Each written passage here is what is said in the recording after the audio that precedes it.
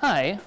I'd like to learn how to make a love potion. Sure, yeah, no problem. Let me just grab Mark. Mark? What's up? Now, Jungle Juice is run by Mark Spencer and his wife, Nadine, and I've come here to learn a little bit more about what they're about. Hi, Mark. Hi, how you doing? Good to see you. So, sorry for my wet hand. No problem, no problem.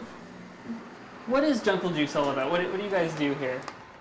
Well, I guess Jungle Juice is a little bit different. Maybe it harkens back to the way I feel we should be eating whole foods, plant-based whole foods. And Jungle Juice, we specialize in juices, smoothies, and in predominantly raw vegan foods, although we will do some cooking in the wintertime. Yeah. Vegan, so no animal products at all? Absolutely not. I mean, it's very important to us. As you may or may not know, the word vegan itself is takes an ethical stance against the harm, or doing the least amount of harm to any beings, whether they're human or animal, for that matter. So that's basically what we're all about. And we want to provide people with an alternative. We hear it all the time when people are traveling through. Says, we were looking for some place to eat and we just couldn't find any place. And then we found you. And they were so happy to walk in here. And we're happy to help them out. And whether you are vegan or not, you know, you might want to explore a healthy alternative. I've had a couple of your beverages a couple of times, and I find them really good. What do you kind of do to make your juices taste so good? Well, once again, we just use the real deal. I mean, we use whole foods. We're a whole foods plant-based restaurant, if you want to use that terminology. You know, be the second terminology, step down from vegan.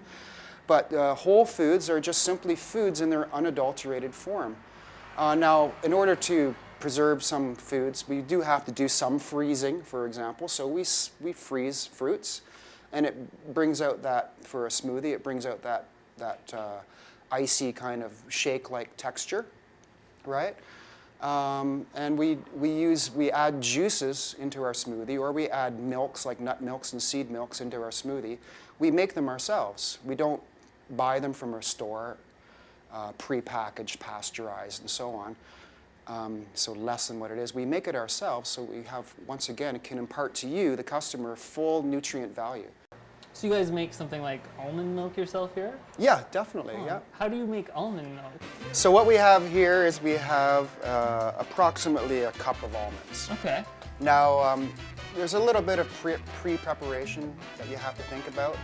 You need to soak the almonds in water for at least 8 hours. 8 hours, oh. So, I mean, overnight's okay. Oh, yeah, okay. So, you know, before you go to bed or whatever.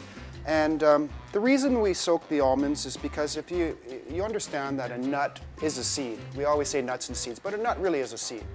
And it's good, it could grow into a tree. But while that nut or seed is sitting around waiting to be activated, it's dormant. And it has certain properties that keep it dormant, okay? So in its dormancy, it has what's known as, some people call them enzyme inhibitors. So people will mistakenly grab nuts and seeds and they'll just eat them. And I say mistakenly because they might feel a tummy ache or something going on. And the enzyme inhibitors are actually interrupting or getting in the way of proper digestion. So by soaking them in water, you're actually telling the nut or seed, hey, it's time to grow. And it releases those constituents or components that are keeping it dormant. And it tells the seed and nut, hey, now it's time to go. Now you've gotten a nut or seed now that's ready to grow. It's in its higher nutrient state. These have been soaking overnight, okay, and I just put them in the glass here so you can see them. I'm just gonna simply strain them out. And I'll just throw them in, very simple. And all I'll add is about 1 liter of water.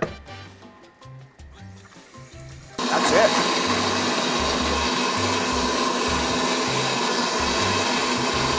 And here I have a nice mesh strainer.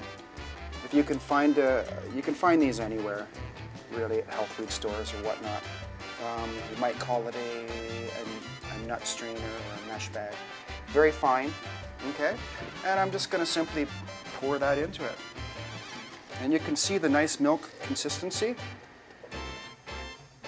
And there you have beautiful, fresh, yummy almond milk.